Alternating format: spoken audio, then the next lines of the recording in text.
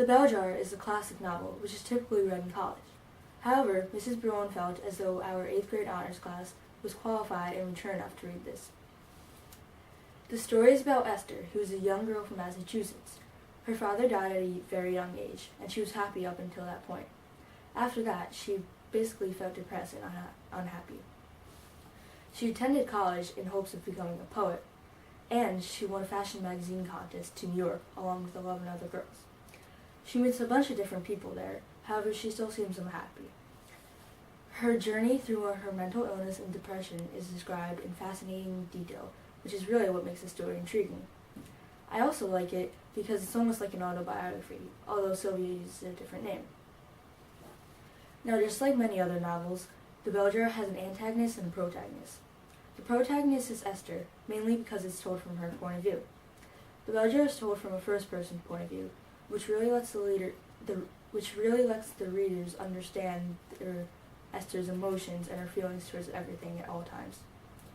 Now, one antagonist is Buddy Ward, who is the main one. All her life, Esther had loved Buddy, and it's almost like she had a crush on him. When she started dating him, she was over the moon. However, one day, she found out that he was a true hypocrite and she hated his guts. For example, on page 70 and 71 in the Bell Jar, Esther asks Buddy if he had ever had an affair with anyone. He responds with, "Well, yes, I have," Buddy said finally. Now, at first, Esther thought that it would only happened once. However, she realizes this. But when I asked how many times, just to make sure, he said he couldn't remember, but a couple of times a week for the rest of the summer. I multiplied 3 by 10 and got 30, which seemed beyond all reason. After that, something in me just froze up. Now, I think that last sentence is a major part of the story, because at that very moment, that is where Esther began to hate Buddy, and she realized he was a true hypocrite. The Bell Jar has a main conflict, also like any other story. The main conflict is Esther's depression and how she is trying to get rid of it.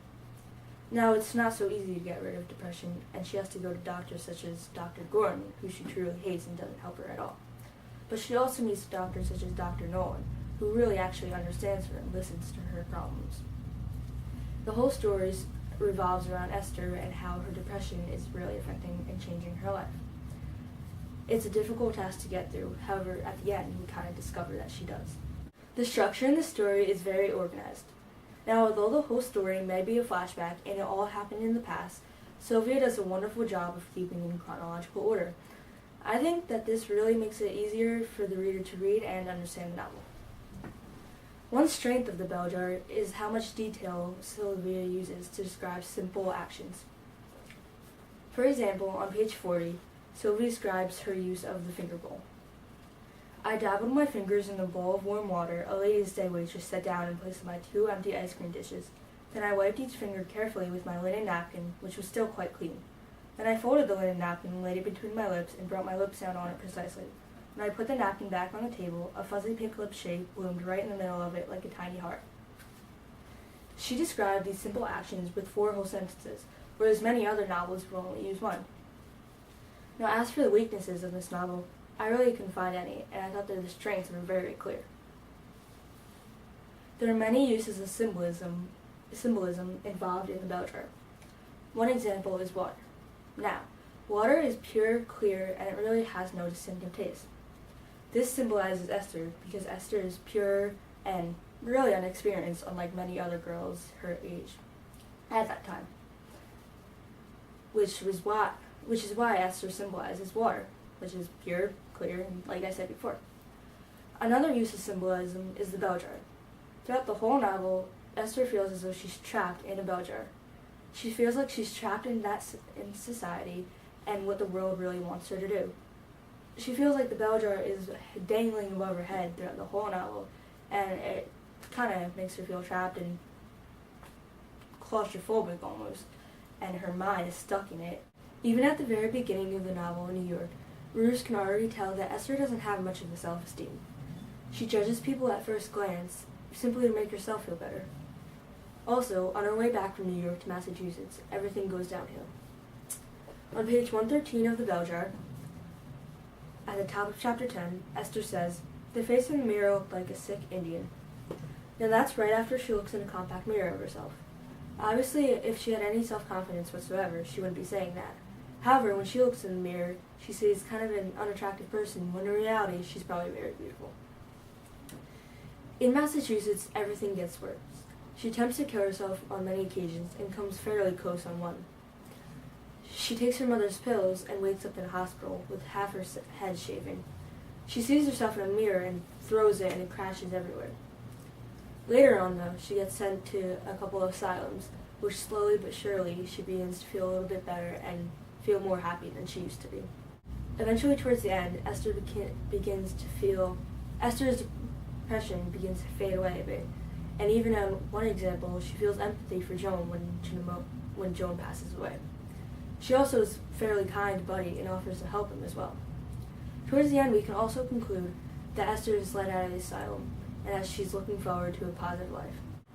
The mental health systems that they had back then were most likely fairly different from the ones we have today.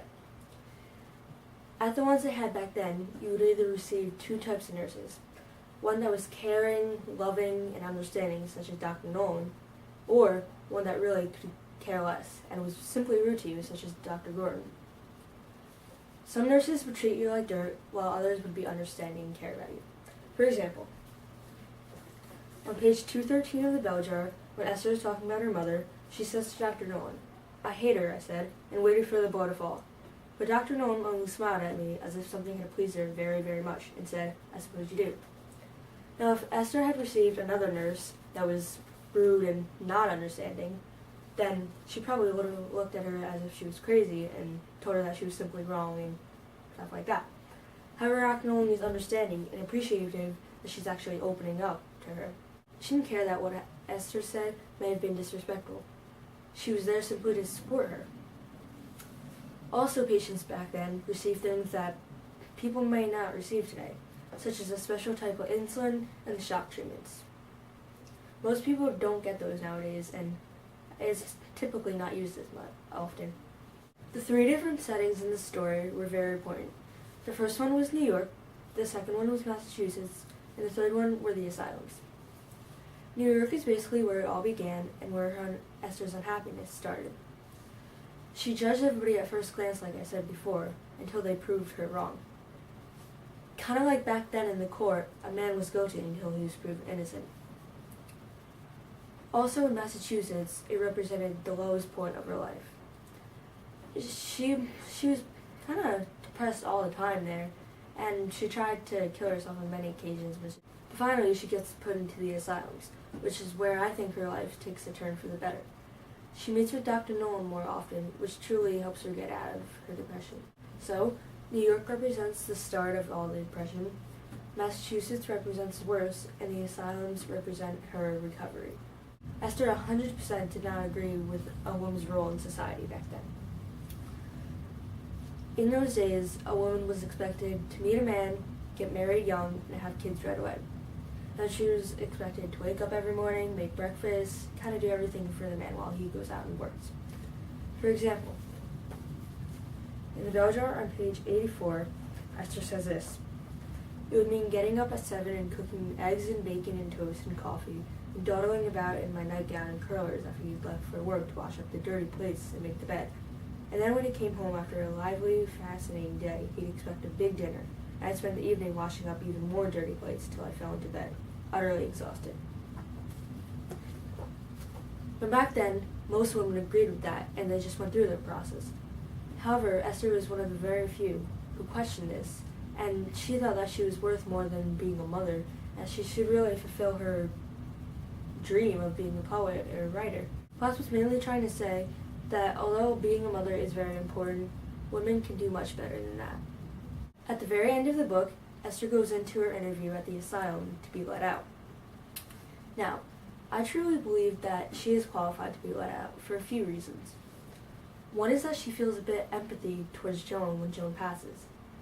I truly didn't expect her to show up at her funeral, however she proved me wrong. Also, when Buddy shows up at the asylum, I thought that Esther was completely going to flip on him and ignore him. However, she was actually a bit kind to him, and she was helpful to him and offered to help him get out of the snow. Also, towards the end of the book, Esther isn't as judgmental towards people, and she understands that others' lives aren't too easy. Therefore, I believe that she was qualified and ready to be let out of exile. I think that from that point at the story, Esther's future looks positive, and if she makes the right decisions, she can be anything that she wants to be. To conclude, I believe that The Bell Jar was an intriguing and exciting book to read for the honors class. It took you into Esther's journey of her difficulties during her mental illness, and it really showed that everybody's life isn't so perfect. I would definitely recommend this to a friend, simply because The Bell Jar was a fantastic book.